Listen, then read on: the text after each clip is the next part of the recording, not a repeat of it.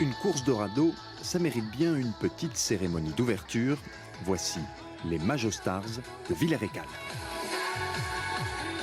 Je suis mignon. Le protocole veut ensuite que l'on procède à une étape difficile mais néanmoins nécessaire, la mise à l'eau. Alors les Vikings sont partis. Encouragez-les les Vikings. Les Vikings à l'eau, mais ils vont savoir se relever. Et voici l'un des plus beaux objets flottants non identifiés du jour. Allez, c'est parti les filles. Un petit peu plus sur l'arrière gauche. À son bord, un équipage 100% féminin. Les hommes assurent le guidage à terre. Il n'y a que les femmes qui conduisent, ouais. Nous, on n'a pas le permis, nous. Ce bateau de l'association reste comme tous les autres bateaux. Et Nathalie, rame à gauche, là. Les frêles embarcations résisteront-elles aux courants imprévisibles de l'Ostrebert?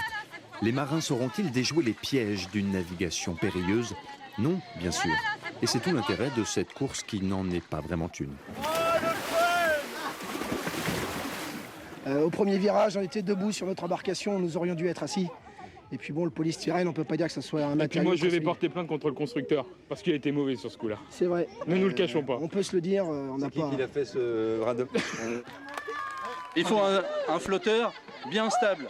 Et souvent, le secret de la stabilité du radeau, c'est de mettre un petit peu d'eau dans les bidons pour donner plus d'assises au radeau. C'est une victoire incontestable de l'équipe féminine qui, elle au moins, n'a pas chaviré.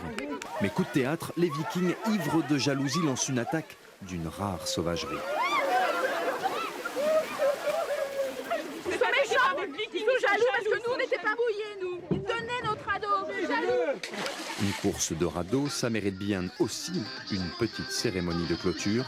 Salut les Majostars de Villers-Écal.